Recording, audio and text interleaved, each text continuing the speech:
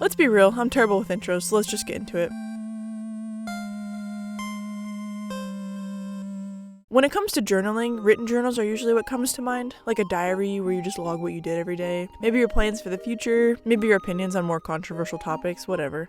If you're artistic, you may add a few drawings here and there, either to further articulate your point, or just because you thought a little doodle of a strawberry would look cute there. If you're a nerd, maybe you throw in a graph, I don't know. If you're weird, maybe a poem. I myself keep a journal. There's not much to it, but I write in French as practice. I made this page about what I was going to get my girlfriend for Christmas. Legos. Among other things. I'm telling you, the best way to a woman's heart is through Legos. This is from when the council was brought into my life. Oh my god, they're a lot skinnier here. They're on a diet now, I promise. Let me know if you'd be interested in a video on them. Anyway, I made this one when I took my girlfriend on a strawberry picking date, which was fun. I drew this when my brother accidentally broke my ceramic bowl I spent 3 days painting. There's not much to it yet, but I'm working on it. Bottom line, if you're thinking about journaling, just do it, dude. I don't have much here yet, but from what I do have, it's nice to look back on. If you're still on the fence, I have some arguments as to why you should journal. I don't know about you, but I have a terrible memory. I have a hard time recalling what I did last week, let alone last year. There are some vacations I've been on that, if there wasn't photo evidence of me being there, I would say I've never gone. But not just that, I've had people close to me hurt me, but my brain just blocks it out and I can't remember exactly what happened. I think it's a defense mechanism from when I was a kid, I don't know. Journaling is a way for me to remember those feelings, or relive fun events. But also, that's right, there's more. I think we forget that there are so many more emotions than just happy or sad or angry. There's even more than what's on this feelings wheel. You can feel a combination of emotions or an emptiness from any emotion. The possibilities are way more than most people realize. And with that, you never know if a certain moment will be the last time you ever feel this exact way. Obviously not every day, week, or even year you will have emotions you've never felt before or will ever feel again. But the way you and me feel is important, and being able to preserve it, even just a sliver, will be so much more impactful to you in a few years. Not even just through the text, but how it was written. Take a regular old journal entry. This isn't my actual journal, that's a bit personal, but here's an example. To me, it's much more than text on a page. I can re-feel the same feelings I felt when I wrote it, not just within the words, but visually. In the parts where I was more energized or angry, I can see the deeper pencil marks. Towards the end of the text, I can see where I wrote more sloppily, either from a tired hand or from my excitement to get back to whatever I was doing. I hope that made sense. Anyway, on to the next point. I'll keep this part brief because I already talked about it in my creativity video, but a lot of you related to my itch, not that kind, to create. Sometimes you just need to suck what's in your mind and blow it into the real world. Yeah, that's right, blow your load. Just make stuff. Anyway, those are my reasons for keeping a journal, so I'm going to assume that I've convinced you at this point because my persuasive skills are just that good. And now I'm going to direct my attention to the people who already journal. Got it? Okay.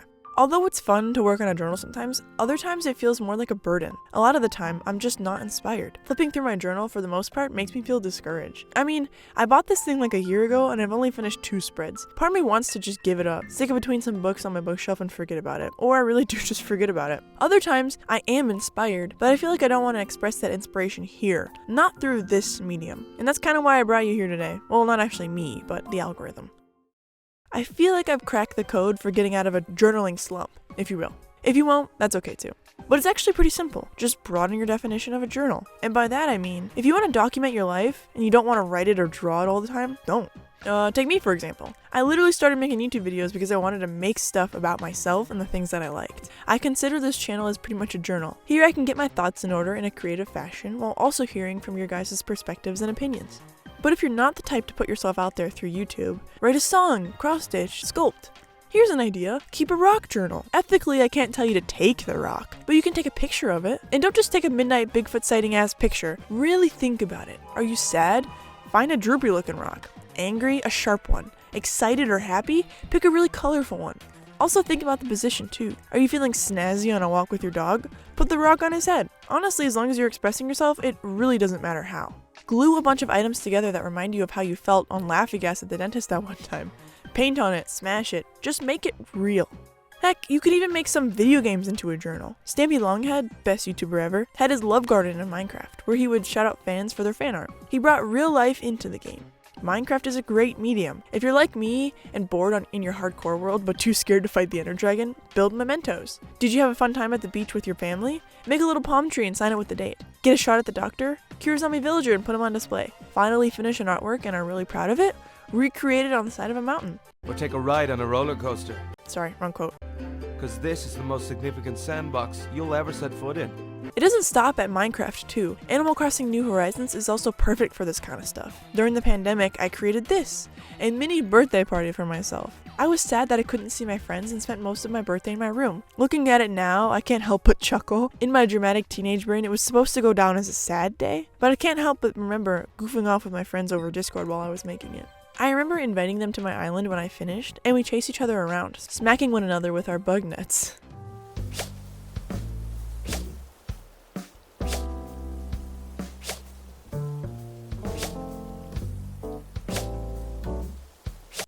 Okay, now's the part of the video where I say something more serious and wrap up my thoughts. Not too far from my birthday display is something a lot more personal to me.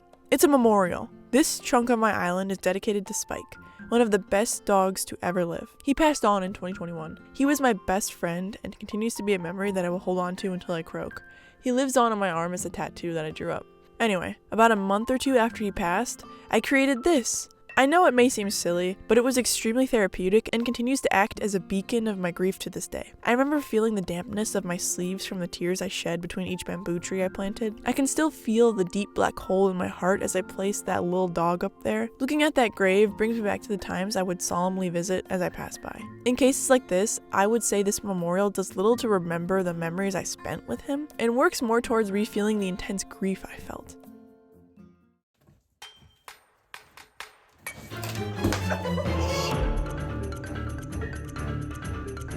And journaling like this doesn't have to be a consistent thing if you don't want it to be. Maybe you take one sad rock picture and never again. You still journaled in my eyes. Maybe keep a log somewhere of stuff like that if you're more sentimental. Like, on this day I made this, and link to it or take a picture of it, I don't know. If you've made it this far, you might be saying, well, Asnuk, what you described isn't journaling, it's just art. Didn't you just reinvent art?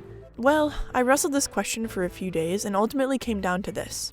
All journaling is art, but not all art is journaling. Not that that's a bad thing. And here's what I mean by that. When I'm journaling, I'm bringing what I'm feeling or thinking in front of me, like a physical manifestation. I'm getting my thoughts in order or preserving what I'm feeling to revisit in the future. And before you really tell me I'm reinventing the wheel, did you ever consider that that was the point from the beginning? Yeah, that's right, I tricked you.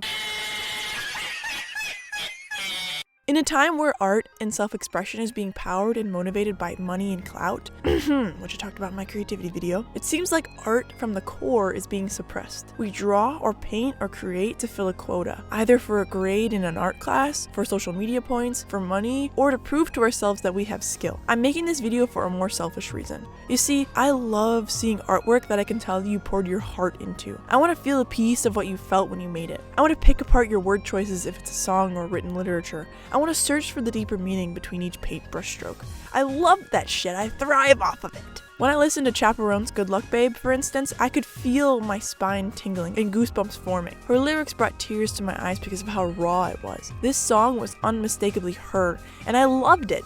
Please make me cry. Or look at literally any of Rhea Pratt's work. Just one glance and I'm uncomfortable. I don't even have to know anything about her to understand what she wants me to know. I mean, look at the color choices. They're vibrant, almost as if it's from a child's perspective, her perspective. And they're not quote-unquote skillful by any standard. Heck, I could make this, but I didn't, and that's the point. Her emotions and experiences powered this painting and granted us a window into her past. What's that saying? Art is supposed to comfort the disturbed and disturb the comfortable. Well, I'm disturbed now. Please, disturb me. I'll give you one more lighthearted example as a palette cleanser. This. Isn't it beautiful? I could stare at it for hours. I love the vibrant color choices. The middle lane on the highway. Gosh, doesn't this painting just make you love America? I mean, look at that! The wind is blowing the flags towards and away from the camera. This photo is so incredible, it breaks the laws of physics. I'm playing. But for real, as a true palette cleanser, literally anything made about a fantasy book or D&D campaign or TTRPG, I adore. Because whatever I'm seeing in the photo, I know has a story behind it. I can literally see the hours and hours of world building that occurred before this painting or minifigure was created. And not only that, it's positive too, which is a sight you don't see too often if it's more personal. I feel like it's really difficult to make stuff from deep within our core when the theme is overall happy, and I'm not exactly sure as to why. I won't get too deep into it because that's not what this video is about, but I've boiled it down to 2 reasons. There's probably more. Reason number 1, darker feelings might inspire us more. If we're happy, we want to go be happy. But if we're sad or angry, it might make us feel more comfortable expressing those feelings through creativity. Point number 2. The macabre tends to be more interesting to us as viewers. I'm way more likely to want to know more about the creation of this than this. And in the same vein, happy is shoved down our throats a lot. Everything that gets greenlight or put out into the internet artistically is supposed to make us feel all warm and fuzzy. So when true, raw, positive expressions are captured naturally, our eyes might be so used to seeing its artificial version that our brain subconsciously ignores it. Or I just need to get off this damn phone. Anyway, what was I talking about? Oh yeah, art that spawns off of an established world you've created in your head is precious, to me at least. I feel like it only really works with the fantasy genre though. Let's be real, we will never get to live in a time with dragons or magic, and for some that's a big bummer. Indulging in fantasy art is an act of escapism, and seeing fantasy art you create tells me you have an interest in some part in adventuring, a common theme in fantasy. And don't even get me started on the community aspect of it. That has always been the appeal for me when it comes to D&D. Getting to basically act out living in a fantasy world with your friends is an awesome thing. But anyway, make more meaningful stuff. Please. This part is more for the people that will strawman this video, if you know what I mean. Basically, if I say I like pancakes, they'd assume I hate waffles. Yeah, those types of people. Listen up. Please. I'm not advocating for really anything, to be honest, apart from individuals to create works more meaningful to them, and that's where it stops, after the individual. I'm not in support of removal of any works of art for any reason, apart from AI art. On the internet right now, I feel like 85% of art in any form put out is just made as filler in one way or another, and only like 15% actually comes from somewhere deep. I would like to tip the scale just a little bit back. Hey, I'd settle for 75-25. And obviously, I don't want anyone to only create things if they are meaningful, because that is a big ask, and sets anyone up for resentment of the arts. If you want to paint Hatsune Miku doing a kickflip with a margarita in her hand, do it. Without meaningless art, we wouldn't have gotten this absolute banger with lyrics like, oh, we're in a session tonight, gang gang. Oh, we're going out tonight, gang gang. Oh my god, this song's so lit, congratulations. Now you be like, gang, gang, gang, gang, gang, gang. Beautiful. And don't come for me, icons, I'm one of you. But there's not much meaning to this. It's just nice to hear, which is okay.